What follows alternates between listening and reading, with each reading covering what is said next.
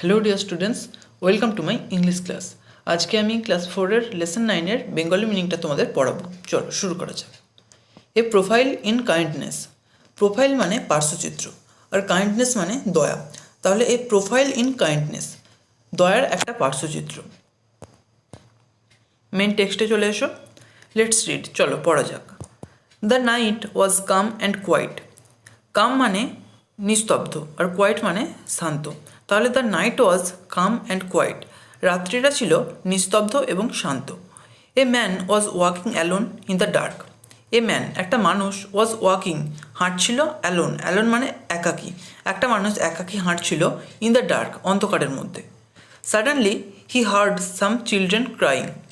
Suddenly, suddenly মানে হঠাৎ করে হি হার্ড তিনি শুনতে পেলেন, সাম চিলড্রেন ক্রাইং কিছু শিশুর কান্না। চিলড্রেন মানে শিশু, আর ক্রাইং মানে কান্না।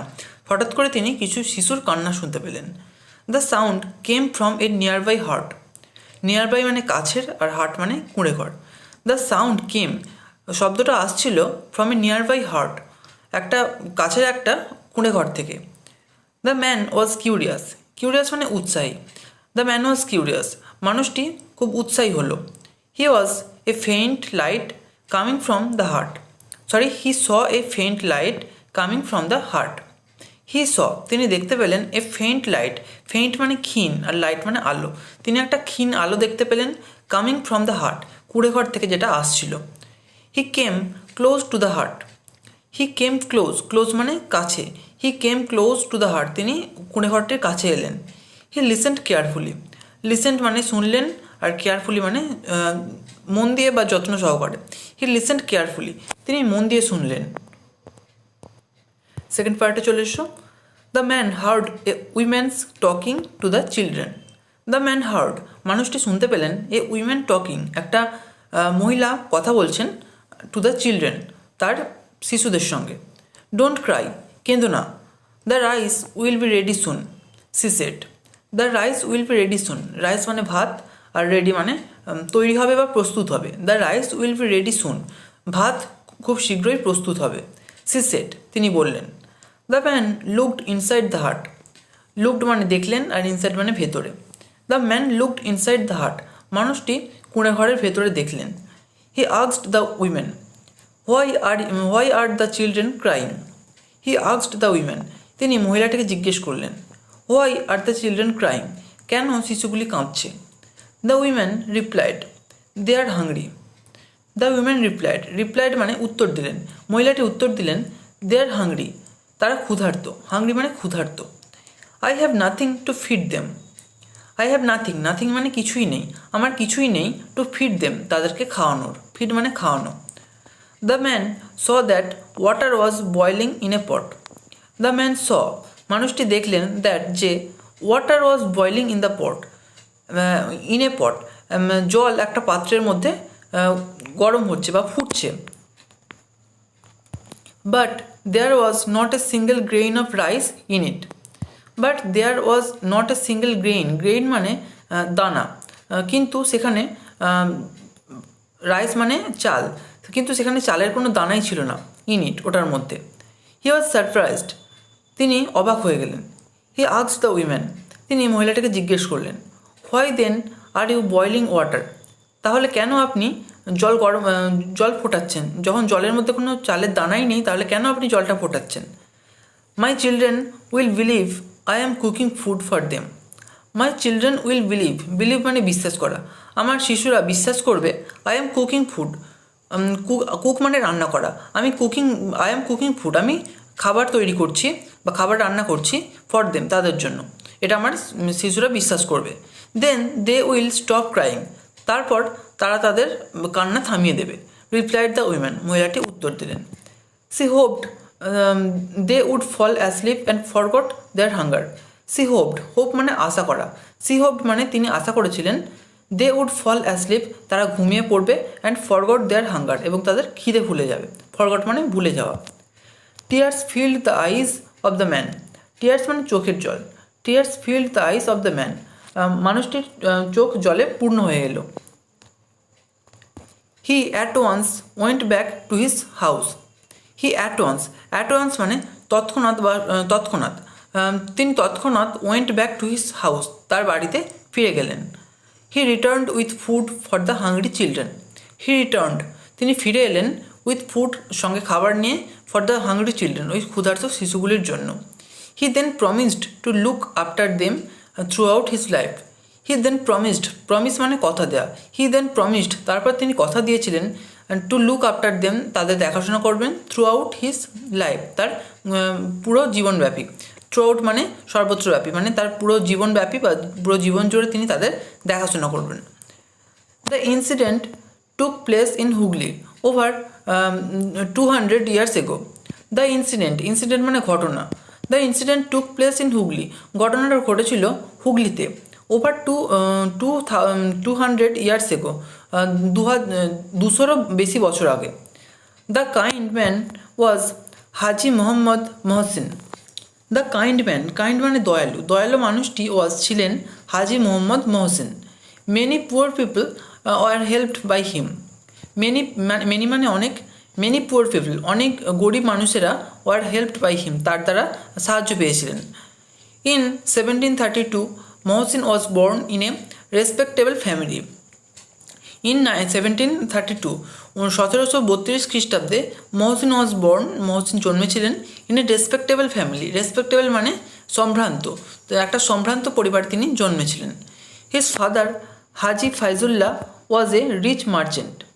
হিজ ফাদার, তার বাবা হাজি ফাইজুল্লাহ, তার বাবা হাজি ফাইজুল্লাহ ওয়াজ ছিলেন এ রিচ মার্চেন্ট, একজন ধনী বণিক। মার্চেন্ট মানে বণিক।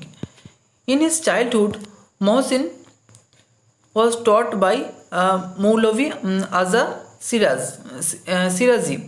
In his childhood মানে শৈশবে, তার শৈশবে মহসিন was taught by মৌলভী আজা সিরাজি, মৌলভী আজা সিরাজির দ্বারা তিনি শৈশবে শিক্ষাপ্রাপ্ত হয়েছিলেন। He had a great influence on Mohsin. Influence মানে প্রভাব। He had a great influence, তার একটা বিরাট প্রভাব ছিল অন মহসিন, মহসিনের ওপরে। Mohsin had a large property. Property মানে সম্পত্তি, আর লার্জ মানে বিশাল। মহসিন হ্যাড লার্জ প্রপার্টি, মহসিনের বিশাল সম্পত্তি ছিল। He used his riches for helping the poor. He used his riches, rich মানে ধনী, আর রিচেস মানে ধনসম্পত্তি। তিনি তার ধনসম্পত্তি ব্যবহার করতেন ফর হেল্পিং দ্য পুয়ার, গরিবদের সাহায্যের জন্য। He looked after the sick and the needy. Sick মানে দুর্বল, আর নিডি মানে যার প্রয়োজন। তাহলে he looked after the sick and the needy, তিনি দুর্বল এবং যাদের প্রয়োজন তাদের দেখাশোনা করতেন। Mohsin was well red.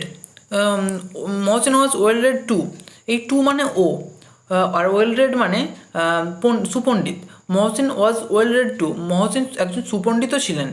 He had knowledge of Arabic, Persian and Sanskrit.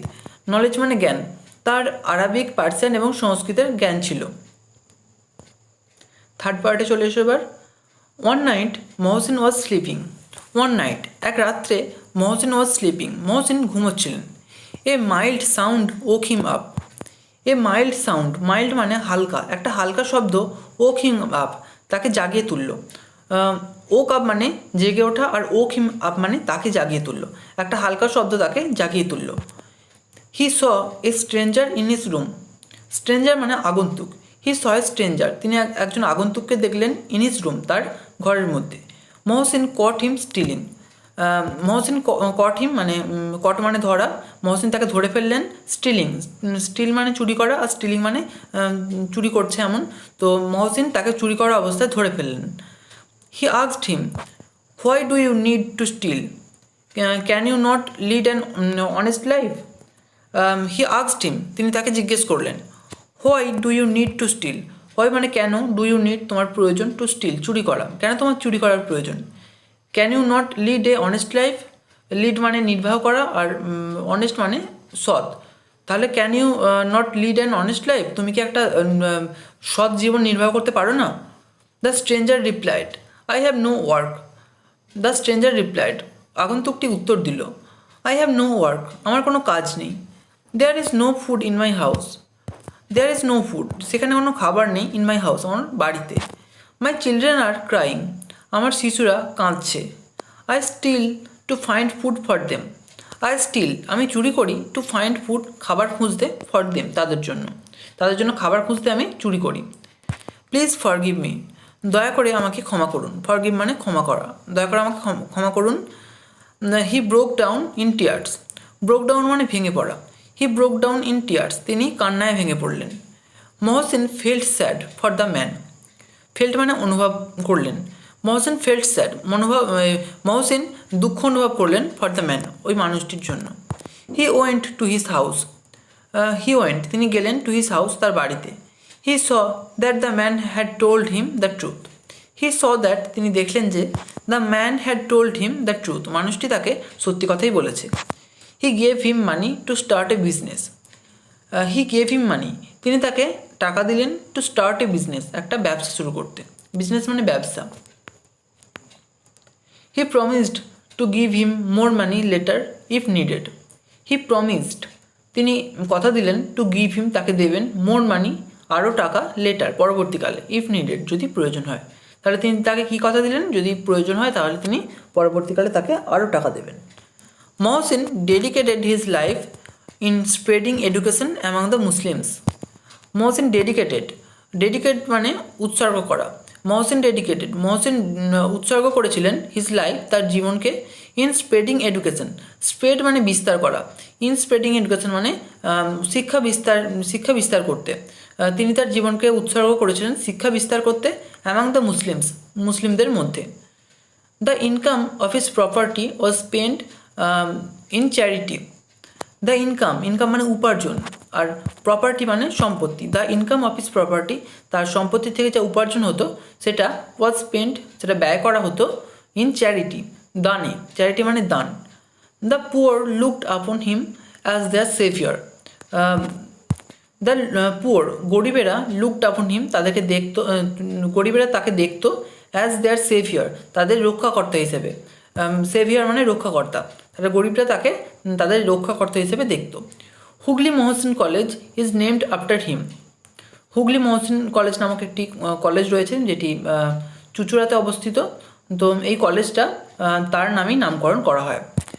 Mohsin passed away in 1812, তাহলে পাসড অ্যাওয়ে মানে মারা যাওয়া। Mohsin passed away in 1812, Mohsin 1812 সালে মারা গিয়েছিলেন।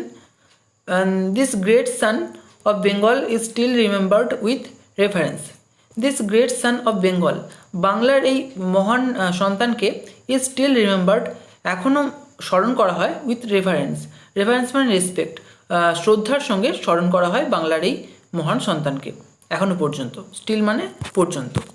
তাহলে এখানেই আজকে শেষ করছি, এখানেই এই লেসনের সমস্ত যে বেঙ্গলি মিনিং সেটা শেষ হলো। এরপর আগামী ভিডিওতে আমরা এই লেসনের সমস্ত অ্যাক্টিভিটিগুলো নিয়ে আলোচনা করব। তো ভিডিওটা শেষ করার আগে বলবো, অবশ্যই আমাকে একটা কমেন্ট করে জানো তোমাদের ভিডিওটা কেমন লাগলো।